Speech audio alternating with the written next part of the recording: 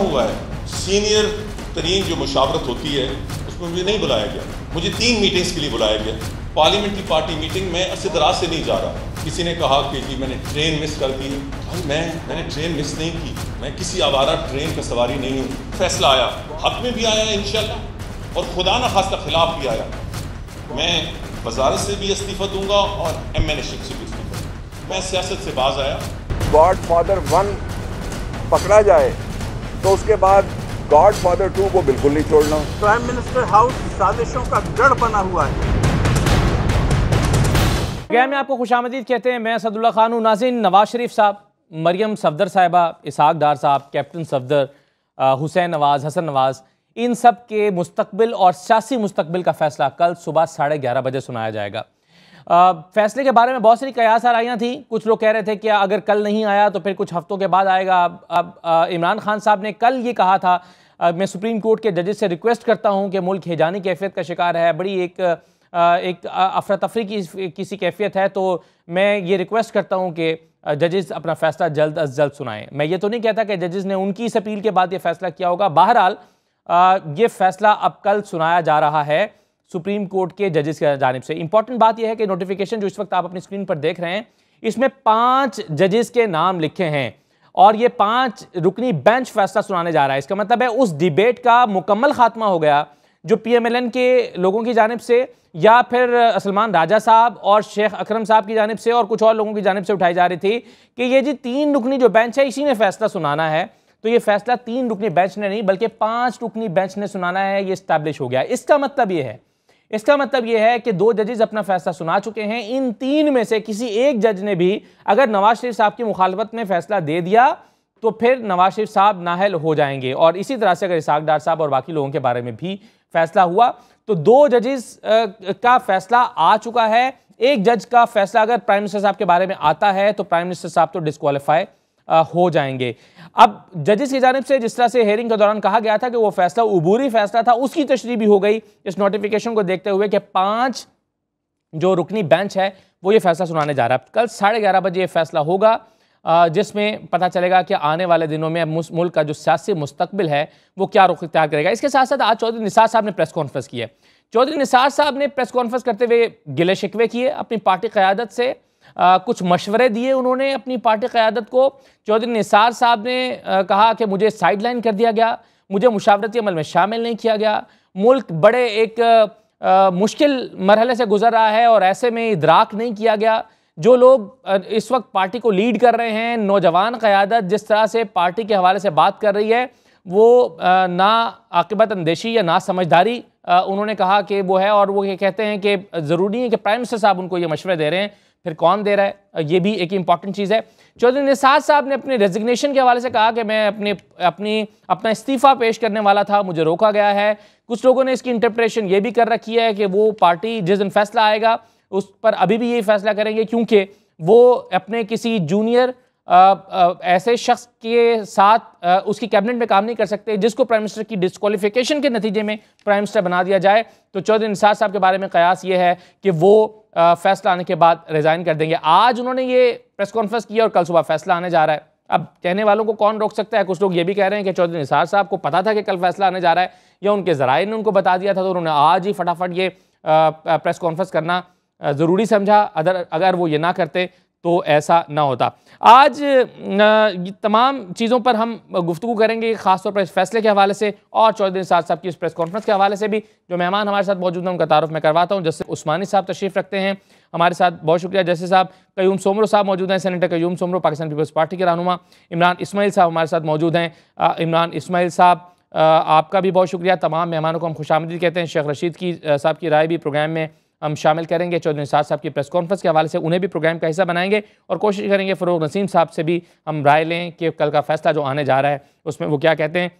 लेकिन सबसे पहले मैं जाऊँगा जस्टिस शाइक उस्मानी साहब के पास। शाइक उस्मानी साहब, सर जो कल फैसला आने जा रहा है, आपके ख्याल में नवाज शरीफ साहब, कैप्टन सफदर, इसहाक डार, मरियम नवाज साहबा, हुसैन नवाज, इन सब के बारे में मौक़िफ़ क्लियर आ जाएगा कल का फैसला, या आपके ख्याल में इनमें से कुछ के बारे में तो कल ही फैसला आ जाएगा, बाकी ट्रायल कोर्ट में जाएंगे? नहीं, फैसला सबके बारे में आएगा। अगर ट्रायल कोर्ट वगैरह की बात जो है वो एक अलग चीज है। अगर जजेस चाहेंगे तो वो कहेंगे कि इन मैटर्स को रेफर कर देंगे नैब के पास या किसी के पास, लेकिन फैसला पिटिशन पे कल आएगा सारा। राइट।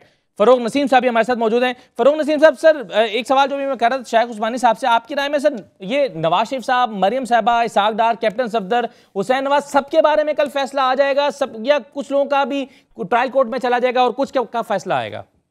देखिए, जो होल्डर्स ऑफ पब्लिक ऑफिस नहीं है, यानी जो एमएनए नहीं है, सेनेटर नहीं है, कोई वजीर नहीं है, तो उनको तो डिस्क्वालीफाई करने का नहीं सवाल अभी पैदा होता। उन पर तो सादिक और अमीन नहीं लगेगा, 62 और 63 तो उन पे लगेगा जो ऑलरेडी मेंबर्स हैं पार्लियामेंट के। तो बाकियों के खिलाफ और सारों के खिलाफ लगता है क्रिमिनल केस तो लगता है लॉन्च होगा, और लगता यही है कि होल्डर्स ऑफ पब्लिक ऑफिस जो हैं वो बड़ी प्रॉब्लम में है, कुछ भी हो सकता है। तो सर ये जो मरियम साहबा के फौज डॉक्यूमेंट्स के हवाले से कहा गया था जजेस की जानिब से कि अगर ये साबित होता है, ट्रस्ट डीड वाला मामला साबित होता है, तो अवाम नुमाइंदगी एक्ट जो है वो लागू होगा उन लोगों पर जो पब्लिक ऑफिस होल्ड करते हैं, जो इलेक्टेड लोग हैं। तो उसमें फिर कैप्टन सफदर और प्राइम मिनिस्टर साहब आपको जद में आते नजर आते हैं? देखिए, बात है दो अलग अलग बातें हैं ना। मरियम सफदर जो है वो तो होल्डर ऑफ पब्लिक ऑफिस नहीं है जी। कैप्टन साहब हैं, तो कैप्टन साहब हों या दूसरे लोग जो होल्डर ऑफ पब्लिक ऑफिस हैं, उनका डिस्क्वालिफिकेशन के इशूज हैं।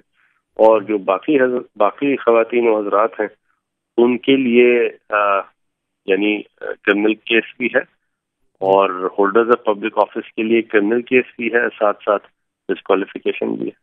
नहीं फरोग साहब, जो सवाल मैंने किया था वो ये था कि जजेस ने रिमार्क्स दिए थे, उन्होंने कहा था कि अवाम नुमाइंदगी एक्ट हरकत में आएगा अगर ट्रस्ट डीड साबित होती है मरियम साहबा का वो और फौज डॉक्यूमेंट्स वाला मामला है, तो अगर उसमें वो किस पर लागू होगा अवाम नुमाइंदगी एक्ट? रिमार्क्स किस कॉन्टेक्स्ट में है, नहीं है, क्या है, तो मैं उस पर क्या कमेंट करूं, और करना भी नहीं चाहिए।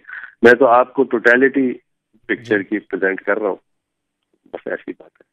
सही है। सर एक चीज मुझे और इसमें बता दीजिएगा कि ये जो मरियम साहबा के हवाले से क्या चीज होती है, क्योंकि आपने कहा कि वो पब्लिक ऑफिस होल्ड नहीं करती, तो उनके हवाले से क्या चीज किस सूरत में फैसला हो सकता है? फैसला देखिए, सुप्रीम कोर्ट सजा जजा को तो फैसला नहीं करेगी, लेकिन सुप्रीम कोर्ट जो है वो क्रिमिनल केस लॉन्च कर सकती है।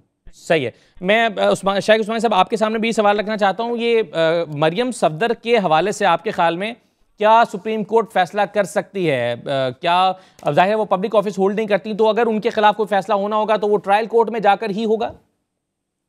तो उनके खिलाफ क्या फैसला होना है? वो तो ये जो पिटिशन फाइल हुई थी, जो नाअहली के लिए फाइल हुई थी जी। मरियम सफदर का नाम तो इस वजह से आया था क्योंकि उनके थ्रू प्रॉपर्टी ओन की जाती थी। तो अगर कोई मनी ट्रेल में या पैसे भेजने में किसी जगह पर मरियम सफदर का शामिल होती हैं उसमें, या उनका नाम आता है, तो उसके लिए एक अलग से सुप्रीम कोर्ट डायरेक्शन दे सकती है कि इनके खिलाफ कानून के मुताबिक केस चलाया जाए। सही है। तो सर अब फौज डॉक्यूमेंट्स के हवाले से आपको क्या लगता है, ये ट्रस्ट डीड और ये कैलिब्री फ्रॉड का मामला, इसमें तो बराह रास्त मरियम नवाज से बात की, तो आपके ख्याल में ये सब चीजें फिर किसी भी फोरम पर चली जाएंगी? नैब का हो सकता है, ट्रायल कोर्ट हो सकता है, ये फिर किसी ट्रायल कोर्ट के पास, जिसके पास सुप्रीम कोर्ट चाहे उसके पास भिजवा देगी कि भाई आप इसको कंसिडर करें, हमने ये चीजें हमारे नोटिस में आई हैं, अब आप इसको इन्वेस्टिगेट करें और कंसिडर करें और इस पे फैसला। सही है। तो सर ये अब आपके ख्याल में ये तफसीली फैसला ही आ रहा है ना, ये शॉर्ट ऑर्डर नहीं है? नहीं, दिस इज फाइनल ऑर्डर। इससे शॉर्ट ऑर्डर क्या है? ये this is the final order, the petition dispose of हो जाएगी। सही है। अच्छा शेख उस्मानी साहब, आपकी राय और फरूक नसीम साहब की राय तो बिल्कुल सही साबित होगी, क्योंकि जो नोटिफिकेशन जारी हुआ है जिसमें कल ये फैसला, उसमें 5 जजेस का बेंच पूरा बैठकर फैसला सुनाएगा। तो ये सलमान राजा साहब या जो शेख अकरम साहब ये कह रहे थे कि 3 जजेस का फैसला होगा, तो वो तो फिर ये कन्फ्यूजन तो बिल्कुल खत्म हो गया जब ये सामने आ गया कि 5 जजेस फैसला सुना रहे हैं। देखिए, उनके तो इंटरेस्ट में था ना कि 3 जजेस का फैसला हो, क्योंकि अगर 3 जजेस फैसला करते हैं तो उनमें से हो सकता है कि 2 जज एक तरफ हो जाए, 1 जज एक तरफ हो जाए, तो वो उनके हाथ में हो जाएगा। तो वो उनका इंटरेस्ट तो ये था। सही है। तो सर उसमें अब अगर प्राइम मिनिस्टर साहब के खिलाफ मजीद एक भी जज का फैसला आता है तो वो डिस्क्वालीफाई हो जाएंगे, लेकिन अगर हम इसहाक डार साहब की बात करें तो फिर बाकी तीनों का यूनानिमस डिसीजन आना जरूरी है, क्योंकि पहले इसहाक डार साहब के बारे में ऑब्जर्वेशन या फैसला नहीं आया हुआ। हाँ तो ठीक है, फिर तो अब जो फैसला होगा, जो मैक्सिमम जजेस फैसला करेंगे इसहाक डार के मुताबिक, वो फैसला होगा। सही है। फरूक नसीम साहब हैं हमारे साथ? राइट जी, ठीक है। सर मैं एक चीज़ बस आखिरी आपसे शेख उस्मानी साहब और जानना चाह रहा हूँ, आपको इस फैसले के नतीजे में कोई जिस तरह से PMLN के लोगों ने कहा था, सियासी सवाल इसको समझ लीजिए कि एक सियासी अदम इस्तेहकाम पैदा होगा, ऐसी कोई सूरत नजर आती है आपको? नहीं, क्यों होनी चाहिए? अगर तो हम डेमोक्रेसी हैं सही मानों में, तो अगर वो उनके खिलाफ नाअहली का फैसला हो जाता है तो वो किसी और को इलेक्ट कर सकते हैं एज ए प्राइम मिनिस्टर। अभी आप देखें, वो डेविड कैमरन जो थे ब्रिटिश प्राइम मिनिस्टर, उनके बाप का नाम आ गया था पैनामा लीक्स में, तो उन्होंने रिजाइन कर दिया। उसके बाद वो टेरेसा मे प्राइम मिनिस्टर बन गई। उससे क्या फर्क पड़ता है? ठीक है, बिल्कुल सही है। एक मुख्तसर ब्रेक मुझे लेना है। ब्रेक के बाद नाज़रीन वापस आएंगे तो इमरान इसमाइल साहब भी मौजूद हैं हमारे साथ, कयूम सोमरो साहब भी मौजूद हैं और जस्टिस शाइक उस्मानी साहब भी हमारे साथ मौजूद रहेंगे। एक तो जो फैसला आने जा रहा है उस हवाले से हम तफसील से बात करेंगे और साथ ही साथ हम चौधरी निसार साहब की जो प्रेस कॉन्फ्रेंस है उस पर भी हम बात करेंगे। हमारे साथ रहिए।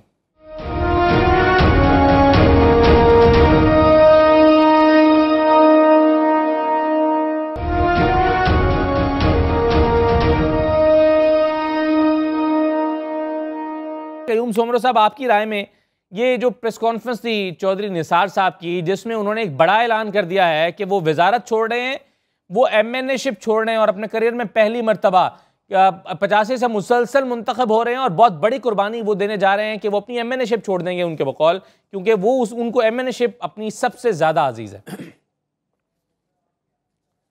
बिस्मिल्लाहिर्रहमानिर्रहीम। मैं समझ रहा हूँ कि चौधरी निसार साहब को जो भी उन्होंने बातें की आज मीडिया में प्रेस कॉन्फ्रेंस के ज़रिए, ये तो आम सी बातें हैं जो इनको अपनी पार्टी में बैठ कर के इस तरह के मशवरे देते।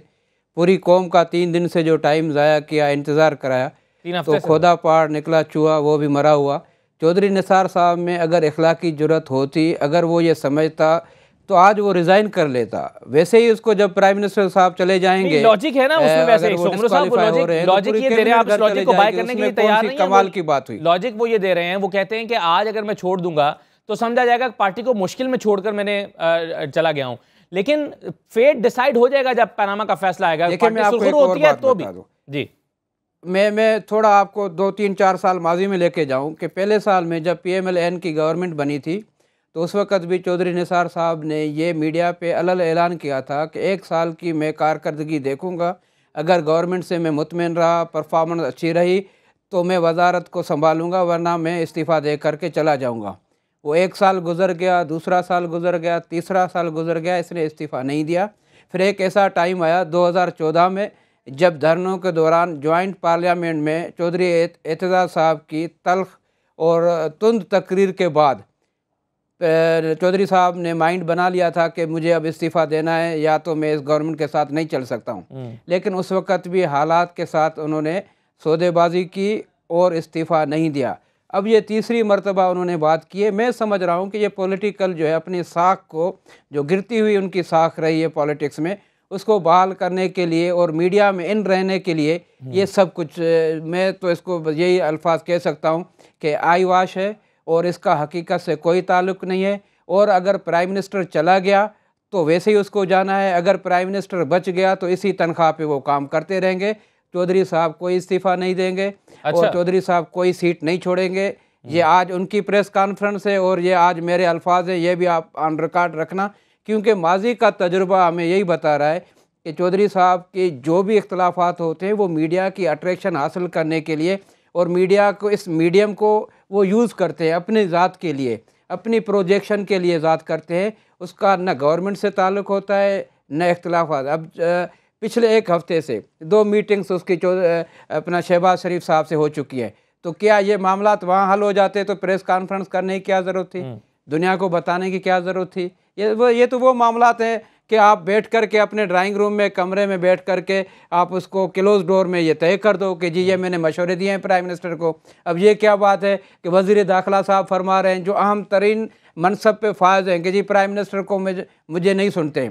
अगर आप प्राइम मिनिस्टर आपकी बात नहीं सुनते तो इखलाकी तौर पे पहले ही आपको ये राइट नहीं है कि आप इस सीट पे बर्जमान रहें। आप इस्तीफ़ा दें इसी बुनियाद पे, फैसले की बुनियाद पे न दें। आप कहें जी मैं वज़ीर दाखिला हूँ और प्राइम मिनिस्टर मेरी बात नहीं सुनता, नहीं मानता, तो मैं इखलाकी तौर पे ऐसी हुकूमत का हिस्सा नहीं बन सकता हूँ जिसमें वज़ारत दाखिला की बात और उसकी अहमियत इस हो कि प्राइम मिनिस्टर उसकी बात न सुने। तो अब ये क्या कि जब फैसला आ जाएगा तो मैं समझ रहा हूँ ये मेरी पॉलिटिकल एज वर्कर की हैसियत से ये मेरी राय है और मेरी ये रिकॉर्ड पे होनी चाहिए। जब ज़रूरत हो तो इसको आप ज़रूर जो है दिखाना पूरी कौम को। आपके ख्याल में वो इस्तीफा नहीं देने जा रहे हैं? वो इसी तनख्वाह पे काम करेंगे, क्योंकि उनको पता है कि PMLN के बाद वो अपनी निशस्त भी नहीं जीत सकते हैं।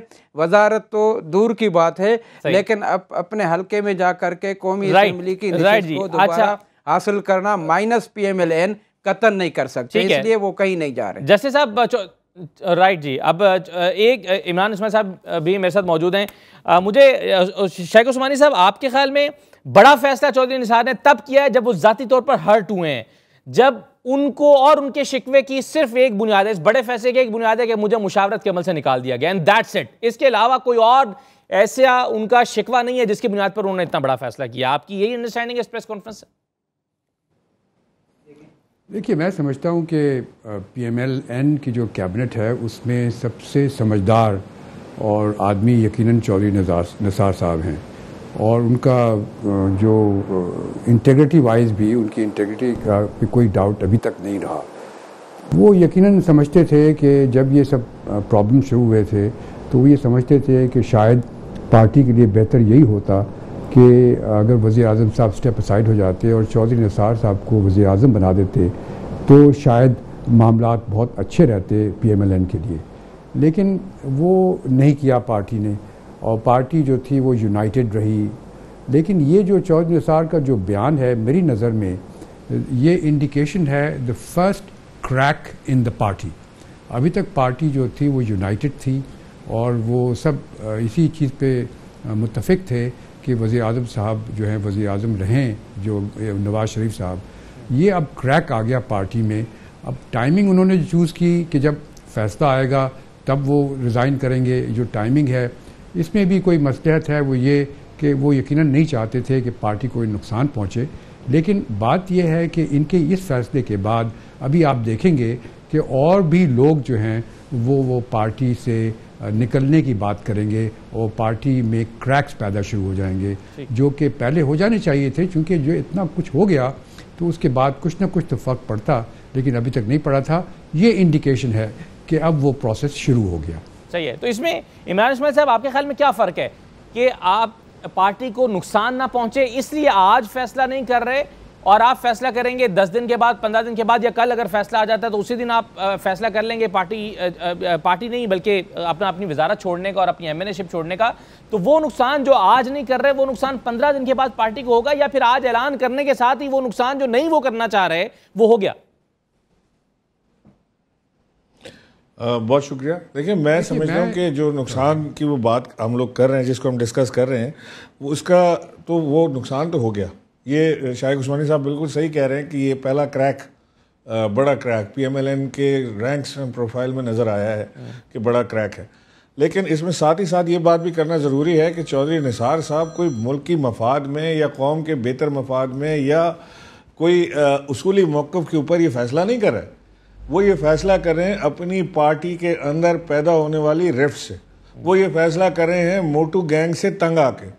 ये दानियाल अजीज़, ये तलाल चौधरी, ये जिस तरह इशारा कर रहे हैं कि जो अब फ्रंट लाइन एडवाइजर्स बन चुके हैं, जो अब पार्टी को आगे लेके चलने की कोशिश में लगे हैं और जो पार्टी के ऊपर गिरफ्त अपनी मजबूत कर रहे हैं।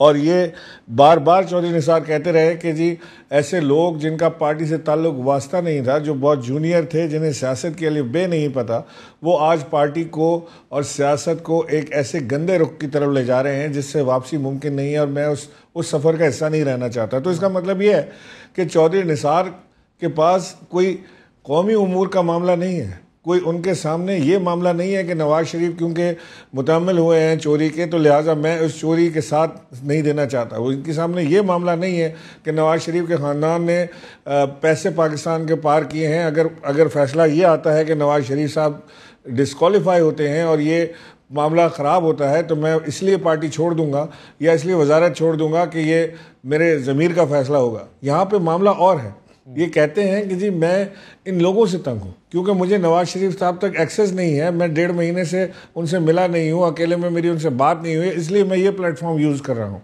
मैं सच बोलता हूँ, मैं अच्छा आदमी हूँ, मैं हक और सच की बात करता हूँ, मैं दयानतदार हूँ, मैं खुदा खौफ आदमी हूँ, ये अपने मुंह से कहना बहुत मुनासिब नहीं लगता। अगर लोग आपके बारे में ये बात करते हो तो बहुत अच्छा लगता होगा, बहुत मज़ा आता हो उस आदमी को सुनने के लिए कि यार ये आदमी सादिक है, अमीन है, सच बोलता है, निडर है। नवाज शरीफ साहब के सामने मैं दिलेराना बात गुफ्तगू करता हूँ, बहुत बड़ा क्रेडिट नहीं है। मैं भी इमरान खान के सामने दिलेराना गुफ्तगू करता हूँ। हमारी पार्टी में जब मीटिंग होती है तो इमरान खान की बात को कई दफ़ा, मैं आपसे ऑन रिकॉर्ड कह रहा हूँ कि कई दफ़ा इमरान खान की किसी बात को या प्रपोजल को हमारी पार्टी में बाय मेजॉरिटी रद्द कर दिया जाता है और वो खंदा पेशानी से सुनते हैं बैठ के। ये यानी कोई हमने खुदा तो नहीं बना लिया किसी को कि जी हम उसके सामने सच बोलते हैं। मैं अगर इमरान खान के सामने सच बात करता हूँ कि उन्हें जो उन्हें नापसंद हो वो भी कर देता हूँ, तो इमरान खान खुदा तो नहीं बन गए। ये नवाज शरीफ कौन से खुदा बन गए हैं कि जी उनके सामने सच बोलने का बहुत बड़ा कोई क्रेडिट है, कोई बड़ी बड़ी बात है। या तो वहाँ पर सारे चमचे जमा हैं जो हक और सच की बात करने से कतराते हैं और सिर्फ चौधरी निसार ऐसे आदमी हैं जो हक और सच की बात करते हैं। मुझे एक आज डिसअपॉइंटमेंट इस चीज़ पर हुई चौधरी निसार साहब की, इस पूरी खुलासा अगर इसका करें इस पर डिसअपॉइंटमेंट इस चीज़ पर हुई कि मैं ये समझ रहा था कि चौधरी निसार साहब ये कहेंगे कि जी क्योंकि ये एक घिनौना एक्सपोजर हुआ है इन प्रॉपर्टीज़ का, इन चीज़ों का जिसका मुझे इल्म नहीं था, मुझे अब इसका इल्म हुआ है क्योंकि मुल्क के ख़जाने को नुकसान पहुँचाने की कोशिश की गई है, क्योंकि नवाज शरीफ साहब किसी चीज़ का तसल्ली बख्श या उनकी फैमिली तसल्ली बख्श जवाब नहीं दे सके, तो मैं इस गेम का या इस सियासत का मज़ीद हिस्सेदार नहीं रहना चाहता। लेकिन यहाँ पर ऐसी बात है नहीं। चौधरी निसार साहब अपने ज़ाती इख्तिलाफात, पार्टी के अंदरूनी मामलात, जी ज़ाती शिकवे पर मबनी ज़्यादा बेस है। अच्छा, एक चीज़ जिसकी तरफ आपने खुद भी इमरान साहब इशारा किया वो ये कि उन्होंने कहा कि ये नौजवान क़यादत ने जो जिस तरह से एक माहौल बनाया, जो ज़बान इस्तेमाल की, और उन्होंने कहा कि मैं उनसे शिकवा नहीं कर रहा। ये उनका ज़ाहिर इशारा दानियाल अजीज़ या तलाल चौधरी वगैरह की तरफ होगा। वो कह रहे हैं मैं उनसे शिकवा नहीं कर रहा क्योंकि ये खुद नहीं कर रहे। पार्टी जो है वो डिसिप्लिन का शिकार नहीं, इनडिसिप्लिन का शिकार रही, पार्टी में डिसिप्लिन नहीं था उनको कहने। अच्छा, फिर वो ये कहते हैं कि ये मैं नवाज शरीफ साहब ने भी उनको यकीनन नहीं कहा होगा, तो फिर किसने कहा होगा? आपके ख्याल में उनका इशारा किसकी तरफ है? मरियम बीबी की तरफ है, कोई और है? क्योंकि कुछ लोगों की राय ये है कि ये पूरा गैंग जो है, तलाल चौधरी, दानियाल अजीज़ और ये बाकी लोग जो बोल रहे हैं, ये मरियम साहबा इनको कंट्रोल कर रही हैं। जी जाहिर है मरियम नवाज़ जो है वो, या मरियम सफदर कहना चाहिए, वो वहाँ से जो उनका मीडिया सेल जो है उसको बाकायदा रन करती हैं। दानियाल अजीज़ उसके बड़े अहम मेंबर समझे जाते हैं। तलाल चौधरी अपनी एड़ी चोटी का जोर लगा रहे हैं कि किसी तरह वो चमचागिरी में नंबर ले जाएं सबसे आगे और उन्हें वजारत दे दी जाए। दानियाल अजीज़ की भी यही कोशिश है कि वो किसी तरह वज़ीर, सफ़ीर या कोई उनको ऐसा उहदा मिल जाए कि वो और वो उसमें कोई कसर नहीं छोड़े।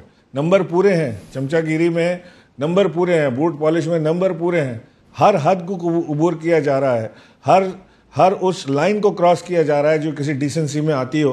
तो सियासत का एक नया रुख जो ये लोग दे रहे हैं वो जाहिर है कि उसका फिर जवाब भी उसी तरह से आएगा और वो ये मामलात बहुत ज़्यादा आगे जाएंगे नहीं। मैं समझता हूँ कि चौधरी निसार पहले भी इस तरह के सख्त फैसले कर चुके हैं और फिर उनके चार दोस्त जो हैं वो उन्हें आके मना लेते हैं और वो फिर बड़ी मजबूरन, जबरन और दोस्तों की ज़िद के आगे और मोहब्बत के आगे मजबूर हो जाया करते हैं।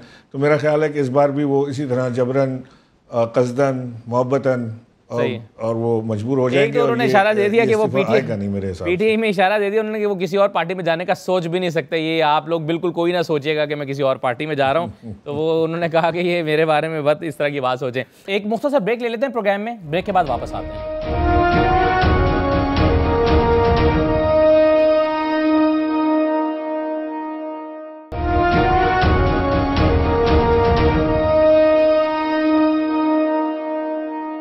प्रोग्राम एक बार फिर आपको खुशामदीद कहते हैं। कयूम सोमरो साहब, अब मुझे सर ये एक तो आपकी बात से इत्तफाक कर लिया इमरान इस्माइल साहब ने कि ये कुछ नहीं होगा, ये इस्तीफ़ा नहीं देंगे, आधा मना लिया गया है इन्हें और आधा इन्हें मना लिया जाएगा, तो आप भी ये कह रहे थे। अब मुझे सर ये बताएं, ये पार्टी को आपके ख्याल में आज की प्रेस कॉन्फ्रेंस से नुकसान हुआ है, फ़ायदा हुआ है? क्योंकि इस प्रेस कॉन्फ्रेंस से चंद लम्हे पहले भी चार अहम लोग जिसमें शहबाज शरीफ साहब भी शामिल थे वो उनको मना कर गए और उनसे इत्तफाक करके गए कि ठीक है आप इस हद तक आप कह लीजिए, इजाज़त देकर गए।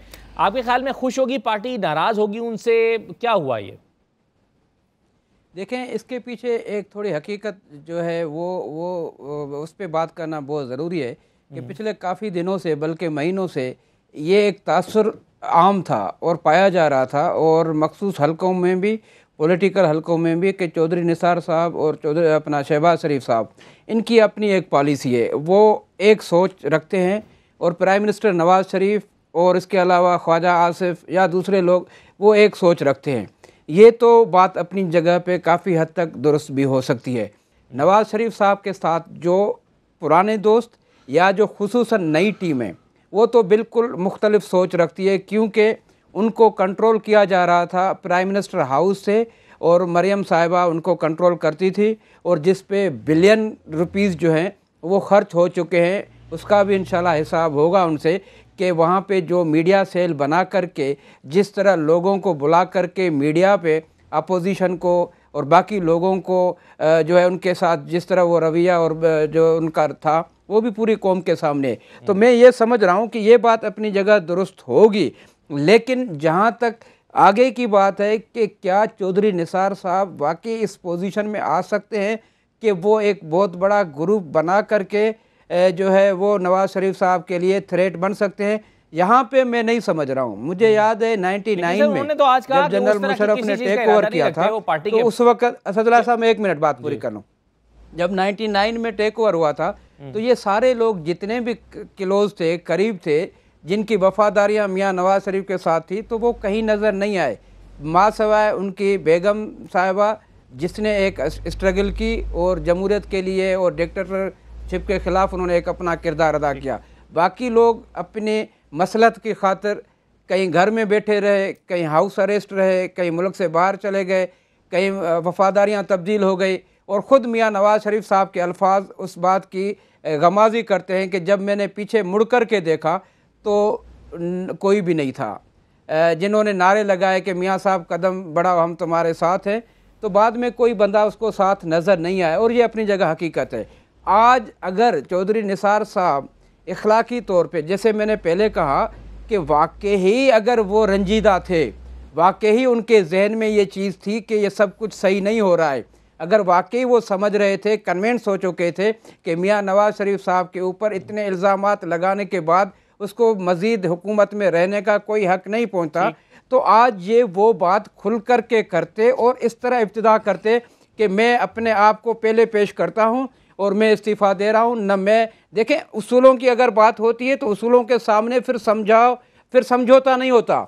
अब अगर आपके सामने कोई आकर के बैठ जाए तो फिर आप उसूल पसंद नहीं कहलाएं अपने आप को, आप ये न कहलाएं कि जी मैंने मुल्क के मफाद में कुछ किया या मैंने अपने उसूलों पे कायम हूँ। नहीं, आप अपने मफाद की सियासत करते हो। अगर आपका मफाद हल हो जाता है किसी भी तरीके से, चाहे वो आपको मनाने आते हैं, चाहे आपके वो पाँव पड़ जाते हैं, तो ये भी मफाद है इंसान की। लेकिन वो अब इतने लोग इकट्ठे होकर सब चले गए और बार-बार जा रहे हैं चीफ मिनिस्टर पंजाब, एहसान वाली बात नहीं। सही है। हाँ, अगर आज वो बोल्डली स्टेप लेते तो ठीक है, फिर उनकी बात में वजन होता। इसलिए मैंने कहा कि ये सारी बातें सिर्फ अपनी साख को वो बहाल करने के लिए, क्योंकि काफी अरसे से चौधरी निसार एक बात बड़ी अहम की चौधरी निसार हो जाते हैं, एक बात बड़ी इंपॉर्टेंट की गई होती है, तो वो अपने आप को बचाने के लिए आज ही आया था, वरना उसका कोई और मकसद नहीं। सही है। एक बात बड़ी इंपॉर्टेंट चौधरी निसार ने शायद उस्मानी साहब की, उन्होंने कहा कि मामलात मुल्क के बहुत गंभीर हैं, 4-5 लोग जानते हैं कि पाकिस्तान को चारों तरफ से घेरा जा रहा है। अब इसके बाद जो कुछ उन्होंने कहा, जाहिर है उससे मतलब अखज़ किया जा सकता है, और वो ये कहना चाह रहे थे कि जो इदराक शायद पार्टी क़यादत को इसका नहीं है, अपनी सियासत में उलझे हुए हैं, इससे बचकर इन जो खतरात हैं उस पर तवज्जो देने की ज़रूरत थी, जो कि नहीं हो सका। क्या ऐसे ही इंटरप्रिटेशन करेंगे आप उनकी इस बात की कि मामला बहुत संजीदा और गंभीर हैं, मुल्क के हालात मुतकाजी नहीं है कि ये खेल जो इस वक्त सियासत का खेला जा रहा है ये जारी होता? देखिए, इससे मैं तो ये अखज़ करता हूँ कि चूँकि वो इंटीरियर मिनिस्टर थे, वज़ीर दाखिला थे, और हैं उनके इल्म में बहुत सी ऐसी चीज़ें होंगी जो मुल्क को ख़तरात हैं, जो कि शायद हम लोगों को नहीं है, आम लोगों को मालूम नहीं होगा, मीडिया को भी शायद मालूम नहीं होगा, चूँकि उनका क्लोज़ कांटेक्ट था सिक्योरिटी इस्टेब्लिशमेंट के साथ, और मुल्क को ख़तरात थे। और इस ख़तरात के होते हुए कि कोई ज़रूरत थी कि हम इस किस्म के कियोटिक सिचुएशन में, एनर्की सिचुएशन में पहुंच जाएं, और सिर्फ इस बात पर कि पनामा केस के बारे में। अब वो पनामा केस, इसके मतलब कि वो एक तरह से पनामा केस में जो डिफेंस नवाज़ शरीफ की तरफ से आई है उस पर भी उनको डाउट्स थे, उनको रिजर्वेशंस थे जो डिफेंस उनकी आई है। और वो यकीनन अब जब हाइंडसाइट से देखा जाए तो यकीनन उनकी डिफेंस का जो स्ट्रेटजी तैयार हुई थी वो यकीनन सही नहीं थी लीगल तरीके से, और उसकी वजह से शायद उनको काफ़ी नुकसान पहुंचा। अगर स्ट्रेटजी सही होती तो शायद वो इन मुसीबतों में नहीं पड़ते, और जो एनर्की सिचुएशन जो क्रिएट हो रही है मुल्क में वो क्रिएट ना होती। मेरे ख्याल में चौधरी निसार साहब का उस तरफ इशारा था। चाहिए। अच्छा इमरान साहब, एक चीज़ कुछ लोगों की राय ये है कि चौधरी निसार ने बड़ा कैलकुलेट करके ये ऐलान किया है, और कैलकुलेशन उनकी ये है कि प्राइम मिनिस्टर डिस्क्वालीफाई होंगे और कोई और शख्स पार्टी से प्राइम मिनिस्टर बनेगा, और वो खुद प्राइम मिनिस्टर नहीं बन रहे चौधरी निसार। और ऐसे में जाहिर है वो किसी भी शख्स, चाहे वो ख्वाजा आसिफ हों, खाकान अब्बासी हों या कोई और, वो किसी और के प्राइम मिनिस्टर के नीचे इंटीरियर मिनिस्टर के तौर पर काम नहीं कर सकते। इसलिए उन्होंने पहले से ये ऐलान कर दिया है कि वो रिज़ाइन कर देंगे, लेकिन उन्होंने कैलकुलेट यही कर लिया है कि कोई नया प्राइम मिनिस्टर ही आ रहा है, ये प्राइम मिनिस्टर नहीं रहेंगे। आप इससे इत्तफाक करते हैं? मुमकिन है, आपकी बात में वज़न है। मुमकिन है कि उनको ये फीलिंग हो या कोई इतला उनको ऐसी हो, लेकिन ये चीज़ में चौधरी निसार की आज प्रेस कॉन्फ्रेंस साफ नज़र आया कि उन्हें ये नज़र आ रहा है कि आने वाले वक्त में नवाज शरीफ साहब प्राइम मिनिस्टर नहीं रहेंगे। ये फैसला उनके खिलाफ आएगा, ये उन्हें नज़र आ रहा है। वो कैलकुलेट अपना कर रहे हैं, वो कोई इन्फॉर्मेशन लाए हैं, वो कोई इतला है या उनका अपना ख्याल है, ये मैं नहीं कह सकता क्या कयास आराई करूँ उसके ऊपर। लेकिन ये ज़रूर है कि चौधरी निसार की आज बॉडी लैंग्वेज से लग रहा था कि Nawaz Sharif has lost the game. अब वो इसके नहीं रुकेंगे इसमें, और जाहिर है कि उसके बाद जो भी प्राइम मिनिस्टर आएगा वो चौधरी निसार से जूनियर होगा, लिहाजा वो उसके साथ शायद ना चल पाएँ। बहुत कन्फ्यूजिंग स्टेटमेंट्स थे चौधरी निसार के, शायद वो स्ट्रेट थिंकिंग के प्रोसेस में अभी तक नहीं आए, लेकिन ये बात वाज़ेह थी कि नवाज शरीफ साहब जा रहे हैं और चौधरी निसार वज़ीर आज़म नहीं बन रहे। ये दो बातें इसमें बिल्कुल क्लियर नजर आई हैं आज उनकी प्रेस कॉन्फ्रेंस में। एक और चीज़ भी क्लियर नजर आ रही है, कोई कौमी वो नजर नहीं आया। एक और चीज़ भी क्लियर नजर आ रही है कि उन्होंने कहा कि मैं नाराज़ नहीं हूँ, लेकिन नज़र आ रहा है कि वो नाराज़ हैं, और नाराज़ हैं तभी तो ये फैसला कर रहे हैं अपनी वजारत और एमएनएशिप छोड़ने का। और अगर वो ये फैसला करते हैं तो सर नाराज़ी तो फिर इसका मतलब है मज़ीद बढ़ेगी अपनी पार्टी के साथ और पार्टी क़यादत के साथ, और ऐसे में फिर उनका सियासी मुस्तकबिल क्या होगा?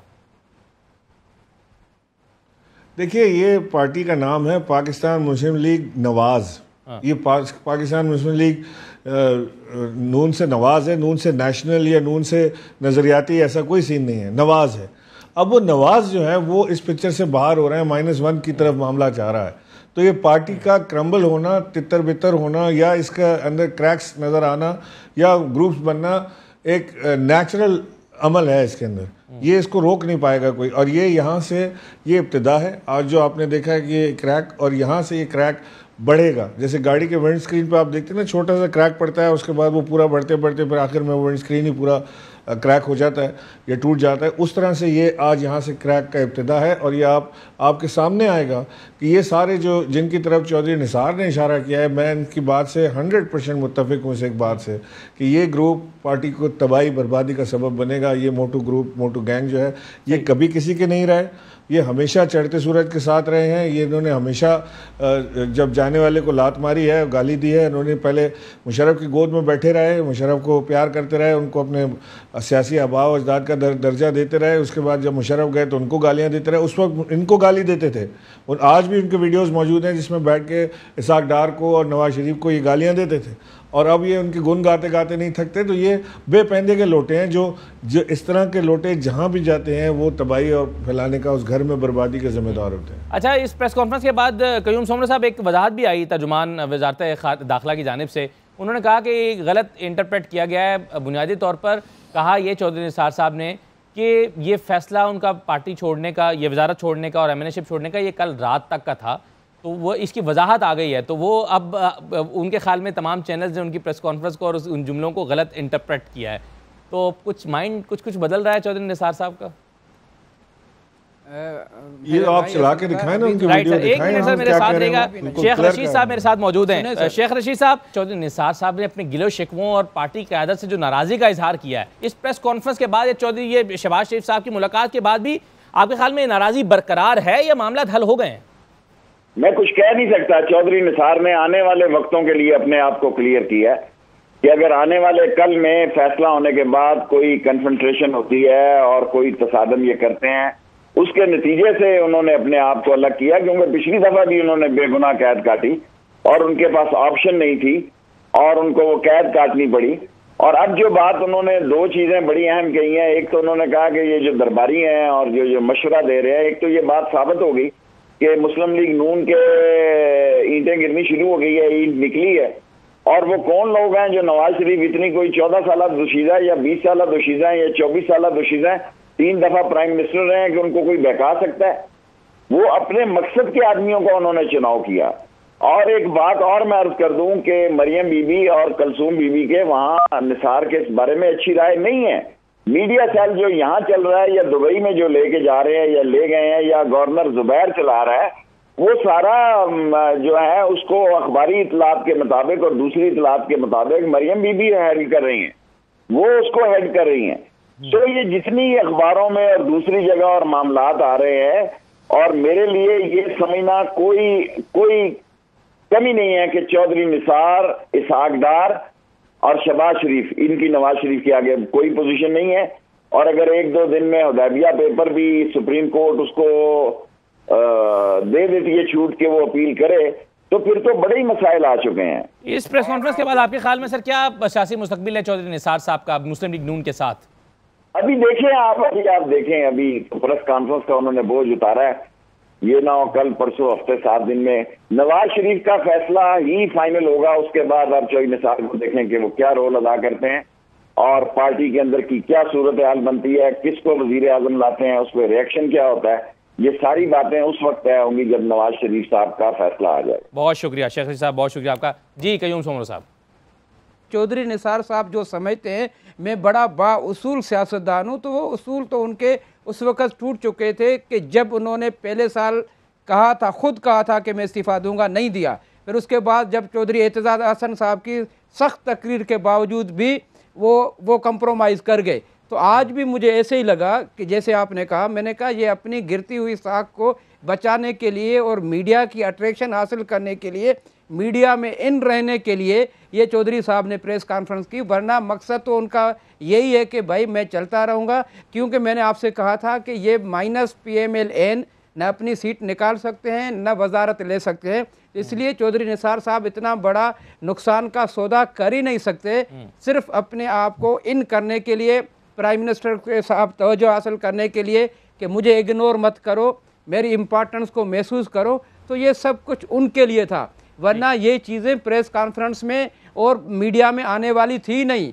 ये तो मैंने पहले कहा कि इन हाउस बातें होती हैं, अंदर बैठ कर के ये मामला तय होते हैं कि जी ये मेरे मसाइल है, क्योंकि हम भी सब समझते हैं कैबिनेट में फिर ये डिस्कशन होते रहते हैं। लेकिन चौधरी निसार साहब का तीसरी मरतबा मीडिया में आकर के इस बात को उछालना सिर्फ और सिर्फ ज़ाती तशरीह के अलावा कुछ भी नहीं था। और मैं आज भी, अभी भी, इसके बाद भी इस बात पे, इस राय पे मैं कायम रहूँगा कि निसार साहब को इस्तीफा नहीं देनी। हाँ, प्राइम मिनिस्टर नवाज शरीफ चले जाएंगे, कैबिनेट टूट जाएगी, इसमें तो कोई दूसरी राय नहीं है।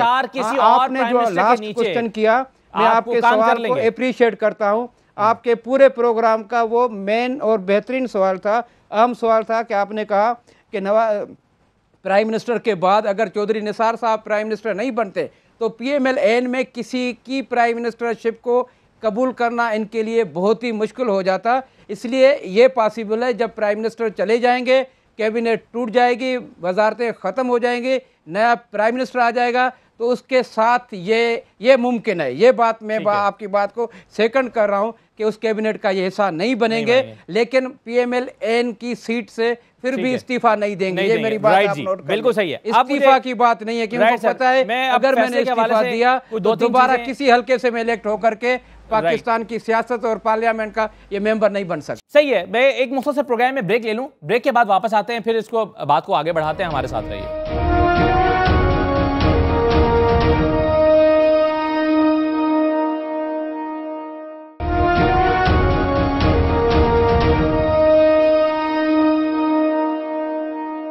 प्रोग्राम में एक बार फिर आपको खुशामदीद कहते हैं। इमरान इस्माइल साहब, अब मैं ज़रा फैसले का के 1-2 सवाल आपके सामने रखने से पहले मैं एक चीज़ सिर्फ चौधरी निसार साहब के हवाले से आपसे और जानना चाहता हूँ।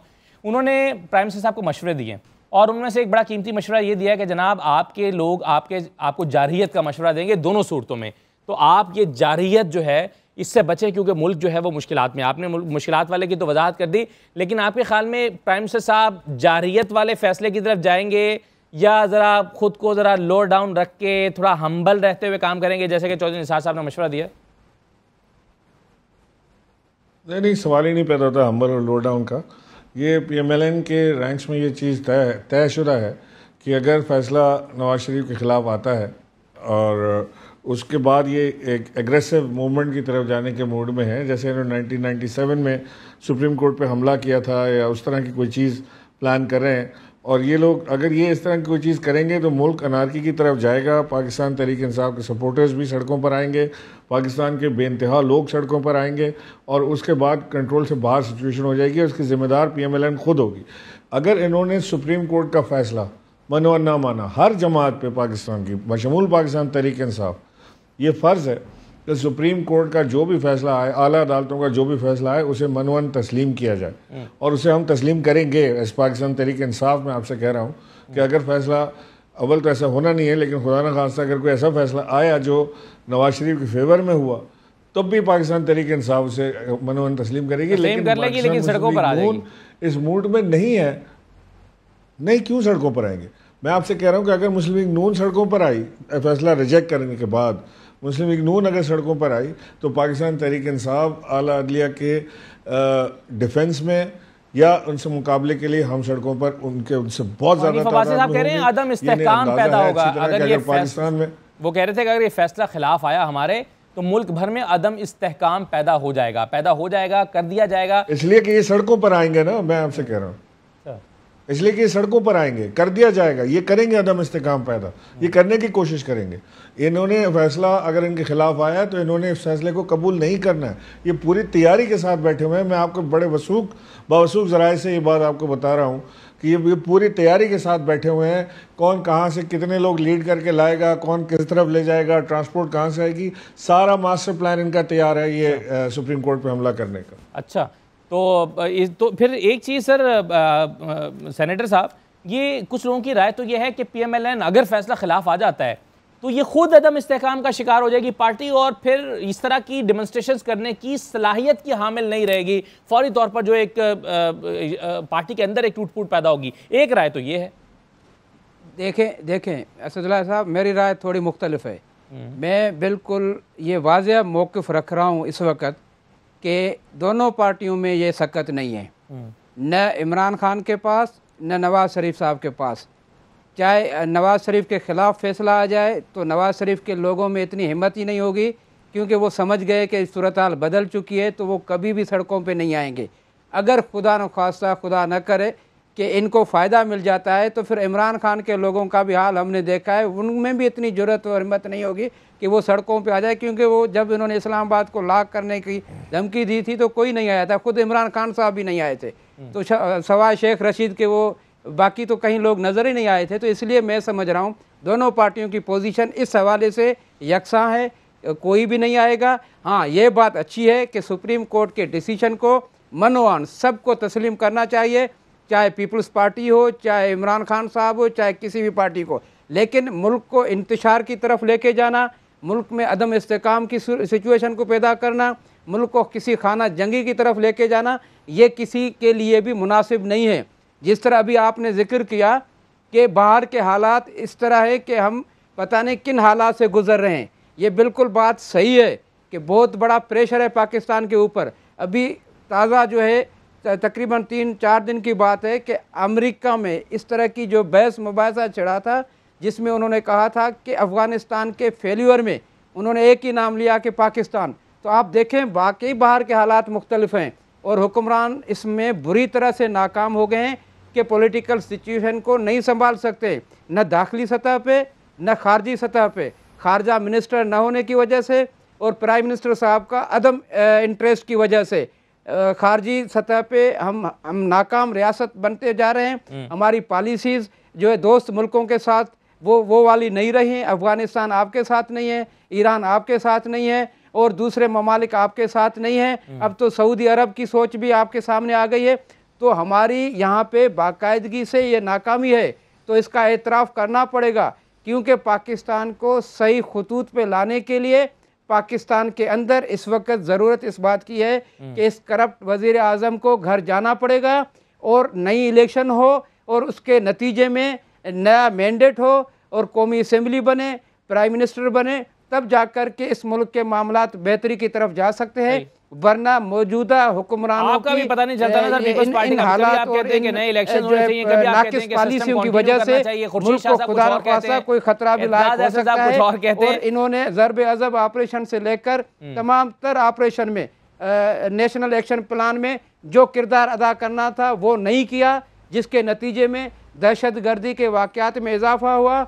और जिस शहर को हम ज़्यादा सेफ सुकून समझते थे, लाहौर को, आपने देखा पिछले दिनों में क्या हुआ। तो बहरहाल मैं ये समझ रहा हूँ कि पॉलिटिकल जो है एक वैक्यूम पैदा हो रहा है और उस वैक्यूम को पुर करने के लिए पाकिस्तान पीपल्स पार्टी अपना एक किरदार अदा करने जा रही है। ठीक है। अच्छा, अब शाइक उस्मानी साहब, एक चीज़ बड़ी सेंसिटिव सी और बड़ी बारीक सी है जो मेरे ख्याल में चौधरी निसार साहब ने की। उन्होंने कहा कि मेरा सियासत से दिल उचाट हो गया है और पिछले कई दिन से वो इसी जहनी कैफियत का शिकार हैं और अभी भी वो ये इरादा रखते हैं कि अगर इस तरह का फैसला आया तो मैं ये फैसला करूंगा और वजारत छोड़ दूंगा।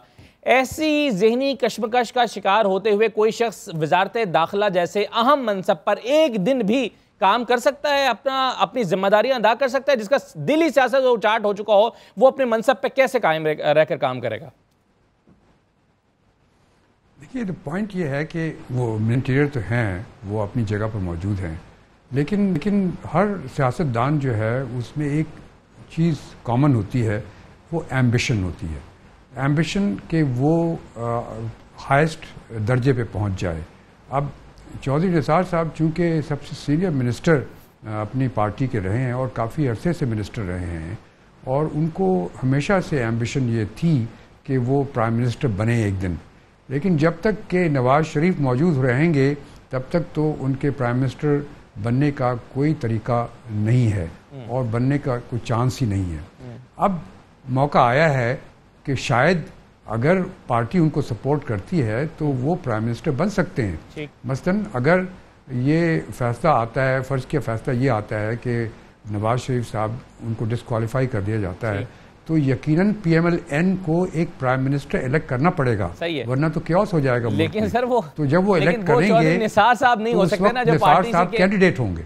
अंदरूनी हालात से वाकिफाने हाल जो है वो सब जानते हैं कि चौधरी निसार प्राइम मिनिस्टर नहीं हो सकते, तो वो ये इसलिए आउट ऑफ क्वेश्चन लगता है ये। अच्छा, लास्ट क्वेश्चन इमरान इस्माइल साहब, इसी वास्ते जी इमरान इस्माइल साहब, आपके ख्याल में अब दो सिनेरियोज जो डेवलप होते हुए नजर आ रहे हैं। एक तो ये है कि पार्टी ने, PMLN ने तो ये फैसला कर रखा है कि प्राइम मिनिस्टर डिस्क्वालीफाई होते हैं तो नया प्राइम मिनिस्टर आ जाएगा, लेकिन एक सिनेरियो ये भी तो बन सकता है कि चौधरी निसार साहब जाते हैं, पार्टी में इतनी टूट फूट होती है कि मुस्लिम लीग नून घबरा कर ये फैसला करती है कि जी ये तो अब पार्टी हाथ से निकल रही है तो इसके लिए फॉरेन इलेक्शंस में चले जाना चाहिए, मजीद कमजोर होने से बेहतर है। तो इन सिनेरियोज में से आपको कौन सा सिनेरियो डेवलप होता हुआ नजर आता है? नहीं, इस वक्त तो फिलहाल तो कहना मुश्किल है, लेकिन ये कि ये सिनेरियो सामने नज़र ज़रूर आ रहा है कि ये स्नैप इलेक्शन कॉल होंगे, क्योंकि बात अब मुस्लिम लीग नून के हाथ से निकलती हुई नज़र आ रही है, उनकी अपनी पार्टी उनके हाथ से निकलती हुई नज़र आ रही है, उनकी पार्टी में वाज़े टूट फूट के इंदिए और इशारे मिल रहे हैं और साफ नज़र आ रहा है कि मुस्लिम लीग नून एक इंतशार का शिकार हो रही है। मुस्लिम लीग नून के जितने MNA MPA सेनेटर्स से मेरी थोड़ी बहुत सलाम दुआ है या बातचीत हुई है, तो उन्होंने प्राइवेटली ये बात का ज़रूर जिक्र किया है कि उन्हें इस बात की फ़िक्र है कि नवाज शरीफ साहब की चोरी जो है वो पकड़ी गई है और वो इस अब तज़ब्ज़ब का शिकार है कि अब उनको आगे फैसला क्या करना चाहिए। क्या उन्हें इसी तरह पार्टी के साथ रहना चाहिए या उन्हें अपना कोई ग्रुप बनाना चाहिए या पार्टी के अंदर कोई डिवीज़न होना चाहिए या इसी तरह मियां नवाज शरीफ के साथ पीछे चलते रहें। ये सारे इनके साथ तमाम फैसले जो हैं वो सुप्रीम कोर्ट के जजमेंट पे लगी हुई हैं निगाहें।